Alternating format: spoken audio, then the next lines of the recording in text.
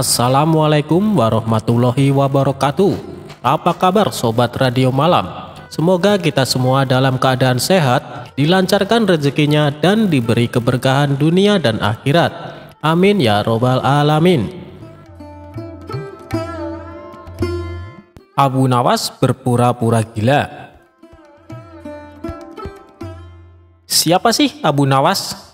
Tokoh lucu yang juga dianggap ulama besar ini berasal dari Persia.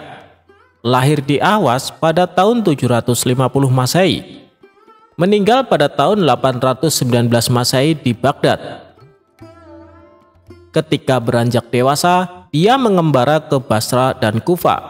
Dia bergaul dengan orang Badui dan belajar bahasa Arab di sana. Ia sangat pandai bersyair, berpantun, dan menyanyi. Setelah dia hafal berbahasa Arab, adat istiadat, dan kebiasaan orang Badui, dia memutuskan untuk pulang ke kampung halamannya. Namun bersama ayahnya dia pergi ke Baghdad dan menghambakan diri kepada Baginda Raja Baghdad saat itu. Ayahnya Abu Nawas bernama Maulana. Di Baghdad dia diangkat menjadi penghulu kerajaan. Suatu ketika ayah Abu Nawas sakit parah karena memang usianya sudah lanjut dan akhirnya meninggal. Mengetahui hal itu, raja memerintahkan untuk memanggil Abu Nawas untuk mengubur jenazah ayahnya. Setelah acara pemakaman selesai, Baginda Raja berencana mengangkat Abu Nawas menjadi penghulu atau kadi kerajaan untuk menggantikan ayahnya. Mengetahui hal itu, Abu Nawas yang diketahui cerdas itu tiba-tiba berperilaku aneh. Orang-orang dibuat heran oleh Abu Nawas. Setelah upacara pemakaman ayahnya, dia mengambil sepotong batang kayu dan menungganginya seperti kuda. Dia berlari-lari dari kuburan ke rumahnya. Pada kesempatan lain, dia mengajak beberapa anak kecil untuk pergi ke kuburan ayahnya. Abu Nawas mengajak anak-anak bermain rebana membuat orang semakin heran dengan kelakuan Abu Nawas dan menganggapnya telah gila karena ditinggal mati ayahnya. Pada suatu hari Baginda Raja mengutus beberapa orang untuk menemui Abu Nawas. "Hai Abu Nawas, kamu dipanggil Raja untuk menghadap beliau," kata salah satu utusan Raja. "Untuk apa Raja memanggilku? Aku tidak ada urusan dengannya," jawab Abu Nawas seenaknya. "Kamu tidak boleh bersikap seperti itu kepada rajamu," lanjut sang utusan istana. "Hei utusan istana, kau tak perlu banyak bicara. Kau ambil kudaku ini dan bawalah ke sungai. Mandikanlah dia supaya bersih dan segar," ucap Abu Nawas sambil memberikan sebatang pisang yang dianggapnya kuda betulan. Para utusan raja hanya geleng-geleng kepala melihat kelakuan Abu Nawas. "Hei Abu Nawas, apakah kau tidak mau menghadap raja?" tanya utusan istana. "Katakan saja kepada rajamu, aku sudah tahu, maka aku tak mau menghadap," kata Abu Nawas. Para utusan kerajaan segera menyingkir dari rumah Abu Nawas setelah mereka dilempari dengan debu oleh Abu Nawas. Sesampainya di istana, para utusan melaporkan apa yang terjadi pada Abu Nawas yang dianggap sudah gila. Dengan geram raja berkata, "Dasar kalian, menghadirkan Abu Nawas saja kalian tidak becus. Segera bawa dia ke sini dengan sukarela ataupun dipaksa." Dengan paksa akhirnya Abu Nawas menghadap raja. Namun, lagi-lagi Abu Nawas bersikap seperti orang tidak waras di hadapan rajanya tersebut. "Bersikaplah sopan Abu Nawas," tegur raja. "Ya Baginda Raja, tahu kan Anda, terasi itu asalnya dari udang." "Kurang ajar, kau menghinaku Abu Nawas." "Tidak Baginda, siapa bilang udang berasal dari terasi?" Merasa dilecehkan, Baginda Raja segera memerintahkan prajuritnya untuk memukuli Abu Nawas sebanyak 25 kali. Usai dipukul, Abu Nawas keluar dari istana dan bertemu penjaga gerbang yang mencegatnya. "Hei Abu Nawas, dulu kamu pernah berjanji padaku, jika kau mendapat hadiah dari raja, kau akan membagikannya kepadaku. Nah, sekarang mana bagianku? Tentu saja aku tidak lupa. Aku bukan cuma akan memberimu setengahnya, tapi semuanya, jawab Abu Nawas. Tanpa banyak basa-basi, Abu Nawas mengambil kayu agak besar lalu memukuli penjaga gerbang itu sebanyak 25 kali. Tentu saja orang itu berteriak kesakitan dan tidak terima diperlakukan seperti itu oleh Abu Nawas. Hal ini ia laporkan kepada sang raja. Ya tuanku Baginda Raja, hamba mengadukan Abu Nawas yang telah memukuli hamba tanpa satu alasan. Hamba memohon keadilan dari Baginda Raja. Segera Baginda Raja memerintahkan pengawal membawa Abu Nawas ke istana lagi. Raja bertanya, "Hei Abu Nawas, benarkah kau telah memukuli penunggu gerbang istana sebanyak 25 kali?" Abu Nawas menjawab, "Ampun Paduka, hamba melakukannya karena memang sudah sepantasnya dia menerima pukulan itu." "Apa maksudmu? Coba kau terangkan secara jelas apa sebenarnya yang terjadi." "Hamba dan penunggu gerbang istana ini sudah mengadakan perjanjian bahwa jika saya mendapat hadiah dari Baginda, maka hadiah tersebut akan dibagi dua. Tadi hamba mendapat hadiah pukulan dari Baginda, sehingga saya juga memberikan pukulan itu kepadanya." Baginda bertanya kepada penjaga gerbang, "Hei, apa benar yang dikatakan Abu Nawas? Kau telah mengadakan perjanjian seperti itu?" "Benar tuanku, tapi hamba tidak mengira kalau hadiah dari Baginda berupa pukulan," jawab penjaga pintu gerbang. "Hahaha, dasar tukang peras, sekarang kau kena batunya." Ternyata Abu Nawas tidak bersalah. Abu Nawas pun pulang dengan hati gembira karena membawa sekantong uang perak dari Baginda. Tetapi sesampainya di rumah dia tetap bersikap aneh dan terlihat memang seperti orang gila beneran. Kelakuan Abu Nawas ini bertahan sampai 1 bulan. Dan akhirnya Baginda Raja mengangkat orang lain sebagai kadi atau penghulu istana yang baru. Sebenarnya Baginda Raja ingin mengangkat Abu Nawas untuk menggantikan ayahnya. Setelah mendengar tentang pengangkatan kadi yang baru yang konon katanya bernama Polan, Abu Nawas mengucapkan syukur karena terhindar dari balak yang mengerikan. Mengapa Abu Nawas bersikap seperti orang gila? Ceritanya begini, pada saat ayahnya sakit parah, Abu Nawas dipanggil untuk menghadap. Bapaknya berkata, "Hei anakku, aku hampir mati. Coba kau cium telinga kanan dan telinga kiriku." Abu Nawas menuruti saja perintah ayahnya. Telinga kanan berbau harum, namun telinga kiri berbau busuk. Melihat anaknya kebingungan, akhirnya Syekh Maulana menceritakan apa yang terjadi. Pada suatu hari, datanglah 2 orang yang mengadu masalah padaku.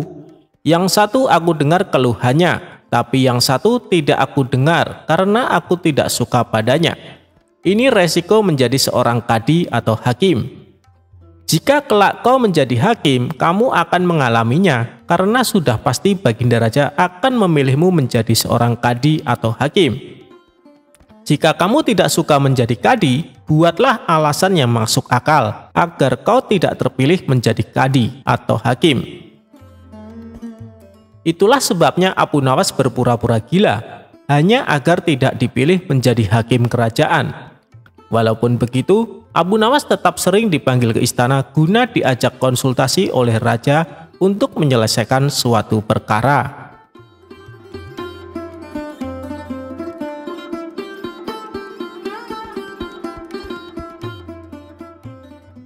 Abu Nawas dan buah anggur.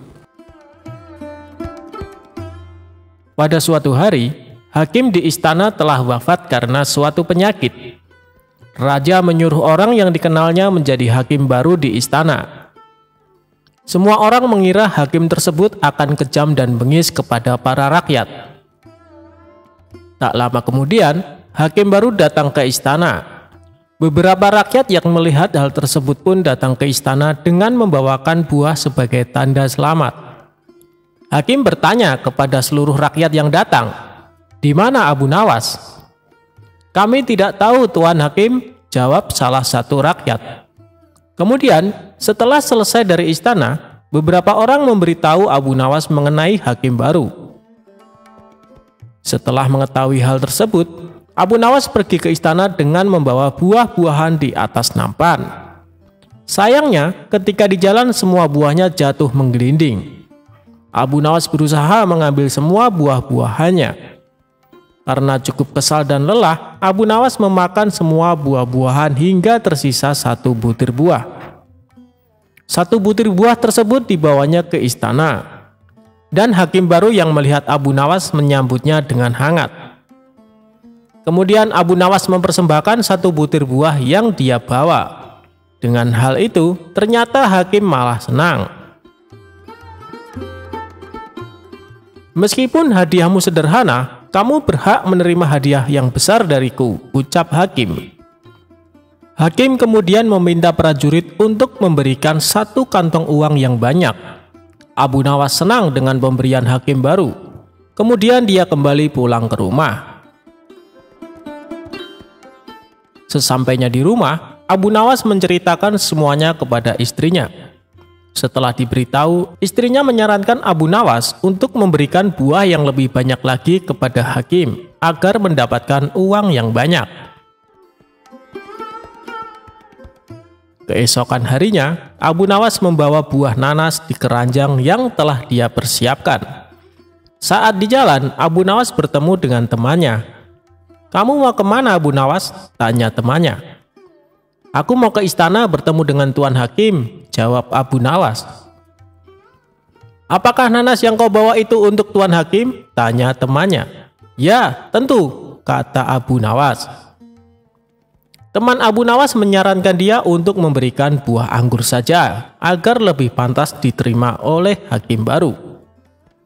Abu Nawas setuju dengan saran temannya.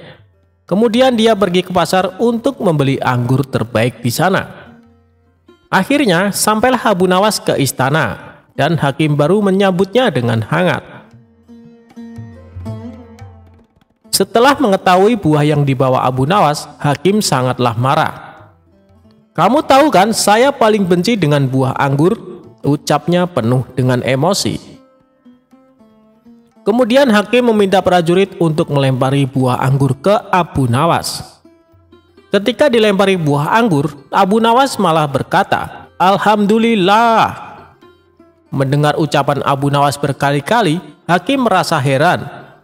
Kemudian dia bertanya kepada Abu Nawas, "Abu Nawas, kenapa kamu terus mengucapkan Alhamdulillah ketika dilempari buah anggur?" tanya hakim. "Begini Tuan Hakim, awalnya aku ingin membawa 1 keranjang buah nanas untuk Tuan Hakim. Untungnya ada temanku yang menyarankan untuk membawa buah anggur saja. Bayangin coba kalau buah nanas yang dilemparkan bisa benjol kepala saya," jawab Abu Nawas cengengesan. Mendengar jawaban Abu Nawas, hakim terpingkal-pingkal mendengarnya. Kemudian dia diperbolehkan kembali pulang ke rumah.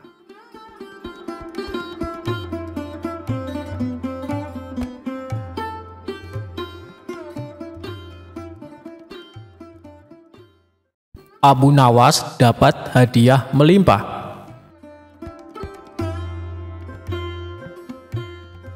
Cerita lucu Abu Nawas kali ini bermula ketika suatu hari Baginda Raja memerintahkan semua menteri untuk berkumpul di istana. Setelah semua bawahannya itu berkumpul, Baginda Raja lalu menyampaikan maksudnya. "Kalian semua aku undang ke sini karena ada beberapa hal yang ingin aku sampaikan.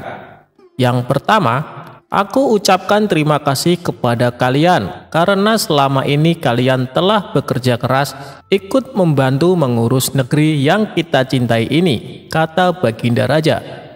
"Dan yang kedua, hari ini adalah hari jadi negeri kita. Jadi sebagai rasa terima kasihku, kalian semua akan mendapat hadiah," lanjutnya. Mendengar hal itu, para menteri bersorak kegirangan. "Terima kasih Paduka yang mulia," kata salah seorang menteri. Di tengah suasana penuh kegembiraan, tiba-tiba salah satu menteri bertanya, "Paduka yang mulia, bukankah Abu Nawas juga sering membantu menangani masalah yang ada di negeri kita ini? Dia juga sering menghibur Paduka Yang Mulia, tapi kenapa dia tidak diundang? Seketika Baginda Raja tersadar bahwa dirinya hampir saja melupakan seseorang yang sangat dikagumi akan kecerdikannya. "Terima kasih wahai menteriku, kau telah mengingatkanku," balas Baginda Raja. Kemudian ia memerintahkan beberapa pengawal segera memanggil Abu Nawas. Tidak berapa lama, datanglah Abu Nawas ke istana menghadap Baginda Raja. Sesaat Abu Nawas sempat terkejut karena yang terlihat tidak seperti biasanya.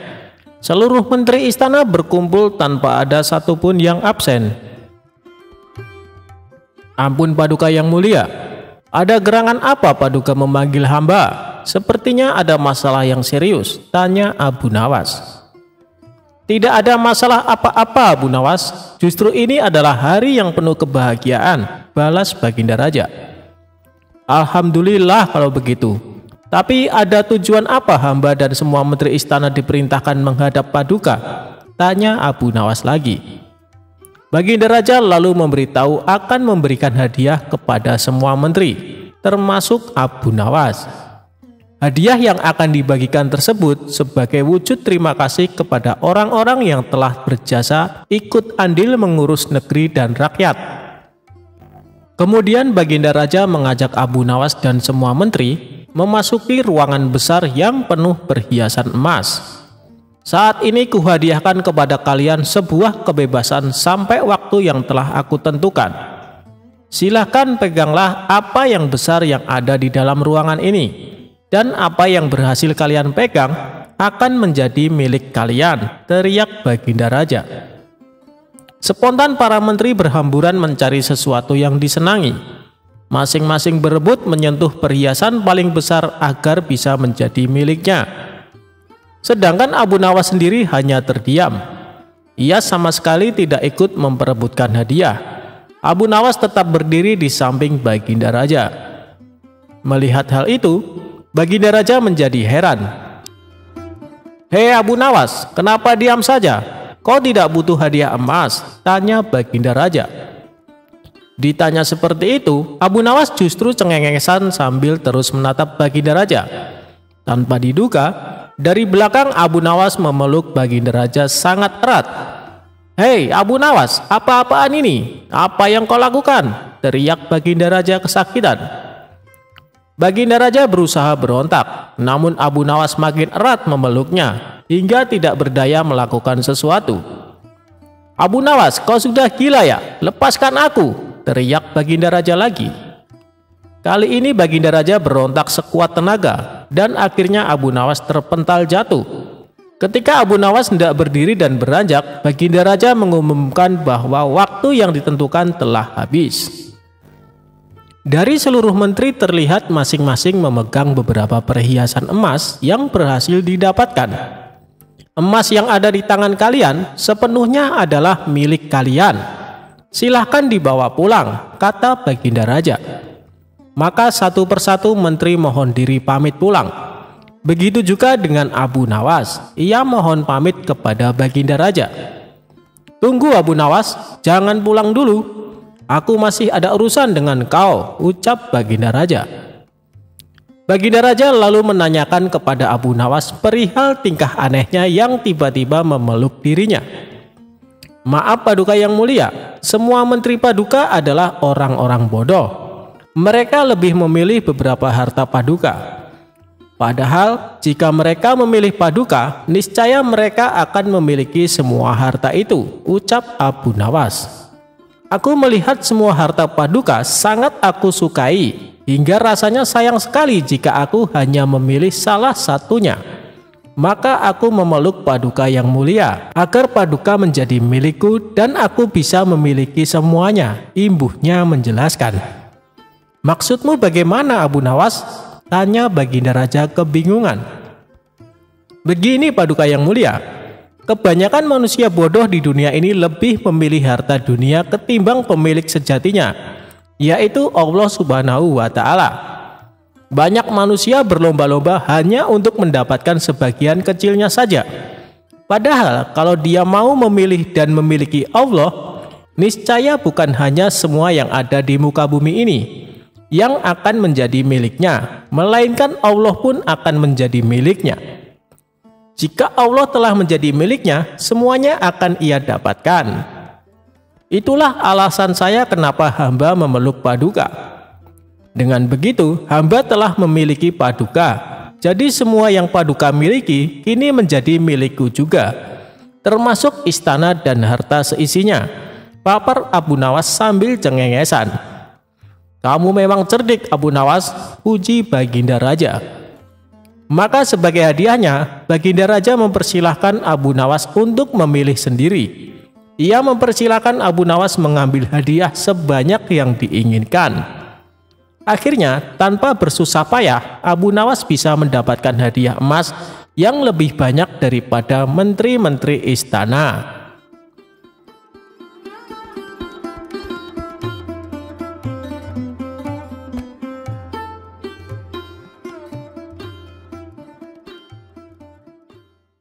Abu Nawas minta bantuan malaikat langit untuk lempar batu ke pencuri.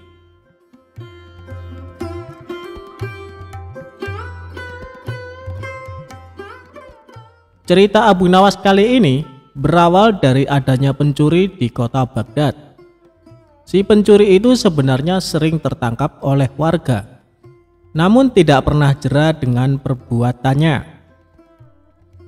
Suatu hari ia mencuri di rumah salah seorang saudagar kaya raya. Ketika sedang menjarah barang-barang berharga, dia kepergok oleh si pemilik rumah. Saudagar kaya tersebut langsung berteriak minta tolong.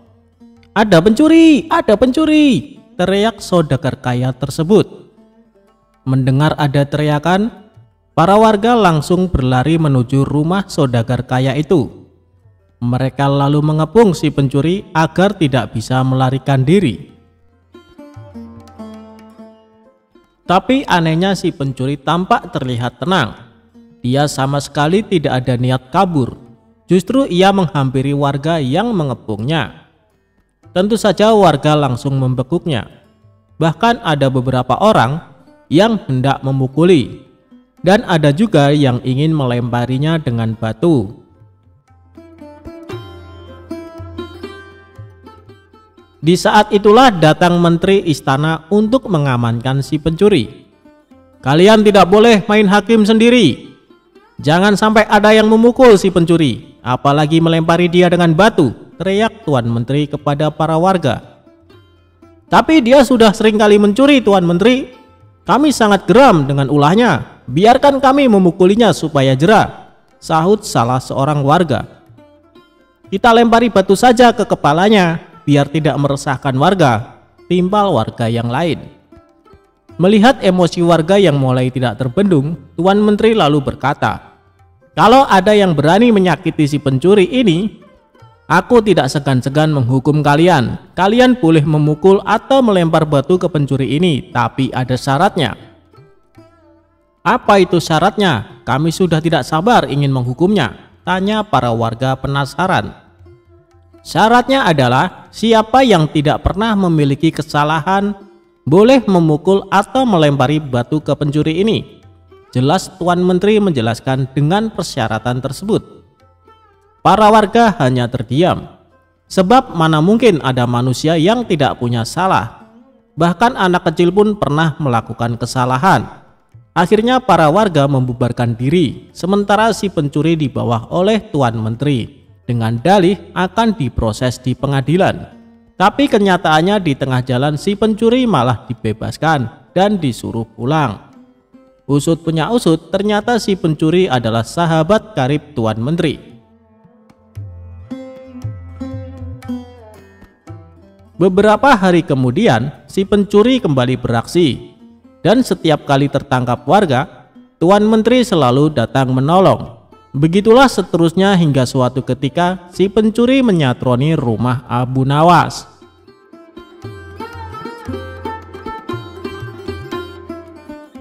Kebetulan saat itu Abu Nawas baru saja mendapat hadiah emas dari Baginda Raja.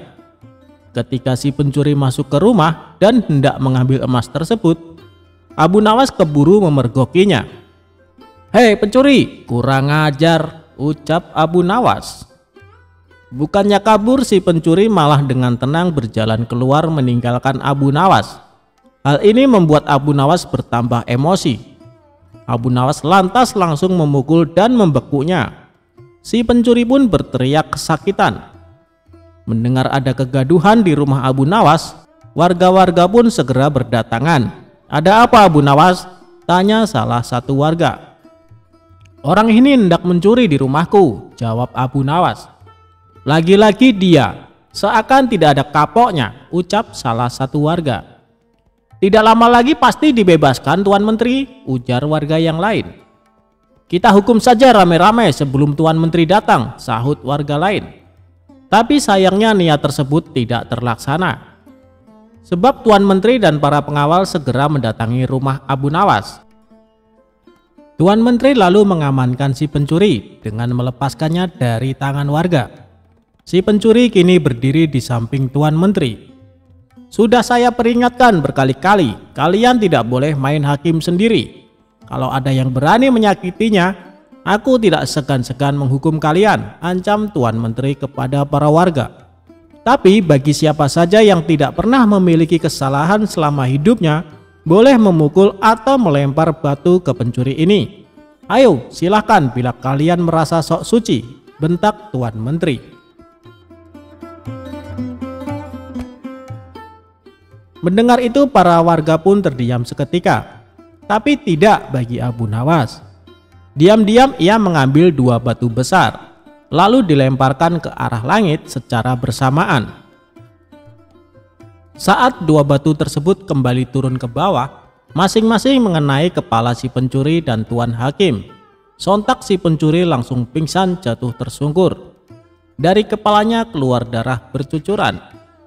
Begitu juga dengan Tuan Menteri, meski tidak pingsan, dia mengalami sakit yang luar biasa. Dari kepalanya hingga bercucuran darah cukup banyak. "Kurang ajar, siapa yang berani berbuat lancang melempar batu?" teriak Tuan Menteri penuh emosi. Dikarenakan takut menjadi sasaran amukan Tuan Menteri, orang-orang di sana lalu menunjuk bahwa Abu Nawaslah pelakunya. "Kurang ajar kau Abu Nawas, kau akan mendapat hukuman berat," bentak Tuan Menteri. "Salahku di mana? Kenapa tiba-tiba aku dihukum?" tanya Abu Nawas berpura-pura. "Kamu telah berani melempari kepalaku dengan batu," jawab Tuan Menteri. "Oh itu, bukankah tadi Tuan Menteri mengatakan sendiri, siapa saja yang tidak pernah bersalah selama hidupnya boleh melempari si pencuri dengan batu," balas Abu Nawas. "Jadi kau merasa kalau kamu tidak pernah berbuat salah? Jangan sok suci kamu Abu Nawas," hardik Tuan Menteri. "Justru itu, karena aku orang yang pernah berbuat salah, makanya aku minta bantuan malaikat langit. Aku berikan dia 2 batu dengan cara melemparnya ke atas. Ketika malaikat langit mengembalikan batu itu ke bawah, ternyata yang kena bukannya pencuri, tapi Tuan Menteri juga ikut kena. Mungkin malaikat langit lebih tahu bila selama ini Tuan Menteri bersekongkol dengan si pencuri," kata Abu Nawas. Mendengar itu Tuan Menteri tidak bisa berkata apa-apa, tapi memendam amarah kepada Abu Nawas. Tuan Menteri ingin menghukum saat itu juga, karena perkataan yang diucapkan Abu Nawas hanya dibuat-buat. Belum sempat Tuan Menteri perintahkan pengawal untuk menangkap, tiba-tiba Abu Nawas berkata lagi, kalau besok-besok dia sampai kedapatan mencuri lagi dan Tuan Menteri menolong dengan alasan akan mengamankannya, maka batu ini bukan hanya akan aku berikan kepada malaikat langit, tapi akan aku berikan juga kepada Baginda Raja, ancam Abu Nawas. Mendengar perkataan tersebut, nyali Tuan Menteri mendadak ciut. Tuan Menteri yang tadinya bersikap garang mendadak berubah menjadi santun, sebab tahu betul betapa dekatnya Abu Nawas dengan Baginda Raja. Maafkan aku Tuan Abu Nawas, aku pastikan kali ini si pencuri akan mendapat hukuman, kata Tuan Menteri. Sejak saat itulah akhirnya si pencuri menjadi jera dan tidak mengulangi perbuatannya, karena Tuan Menteri sudah tidak berani melindunginya.